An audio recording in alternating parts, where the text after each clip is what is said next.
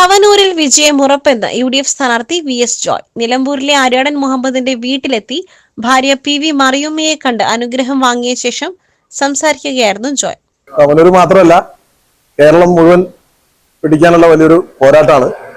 കേരളത്തിൽ 10 വർഷക്കാലത്തെ പിണറായി ഭരണത്തിന്റെ ദുരിതം പേറുന്ന ജനങ്ങൾക്ക് ഒരു പുതുയുഗം സമ്മാനിക്കുന്നതിന് വേണ്ടിയാണ് ഐക്യ ജനാധിപത്യ മുന്നണിയുടെ സ്ഥാനാർത്ഥികളൊക്കെ വന്നു കഴിഞ്ഞു. മലപ്പുറം ജില്ലയിൽ 16 സീറ്റിന് സ്ഥാനാർത്ഥികളായി. 16 വിജയിക്കുന്നതിന് വേണ്ടിയുള്ള പ്രവർത്തനം മലപ്പുറത്ത് UDF വളരെ മുൻകൂട്ടി ആരംഭിച്ചതാണ്. 100-ലധികം സീറ്റുമായി കേരളത്തിൽ UDF അധികാരത്തിൽ വരുമ്പോൾ മലപ്പുറം 100% വിജയം അത് ആര് സ്ഥാനാർത്ഥിയായാലും നമ്മൾ പ്രതീക്ഷിക്കുന്നതാണ്. തദ്ദേശ തെരഞ്ഞെടുപ്പിൽ വലിയ മുന്നേറ്റം നടത്തി. ആ മുന്നേറ്റത്തിന്റെ തുടർച്ചയുണ്ടാവും. ഞാൻ തവനൂരിലേക്ക് പോകുന്നതിന് മുമ്പ് പ്രിയപ്പെട്ട ആര്യാടൻ സാറിന്റെ കുഞ്ഞാത്തെ ഒന്ന് കണ്ട് അനുഗ്രഹം മേടിക്കാൻ വേണ്ടിയാണ് ഇവിടെ വന്നിട്ടുള്ളത്. 10 വർഷത്തെ പിണറായി സർക്കാരിനെതിരെയുള്ള ജനവിധിയാണ് ഏപ്രിൽ 9 ഉണ്ടാവുക.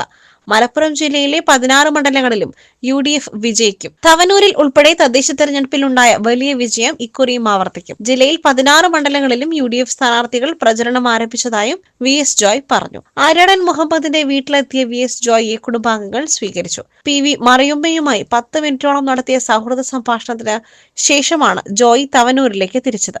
രാവിലെ എടക്കര, ചുങ്കത്തറ എന്നിവിടങ്ങളിൽ എത്തി നേതാക്കളെ കണ്ടിരുന്നു. ചുങ്കത്തറയിൽ തെരഞ്ഞെടുപ്പ് പ്രചരണം നടത്തുന്ന UDF സ്ഥാനാർത്ഥി ആര്യാടൻ ഷൗക്കത്തിനെയും കണ്ട് സംസാരിച്ചിരുന്നു.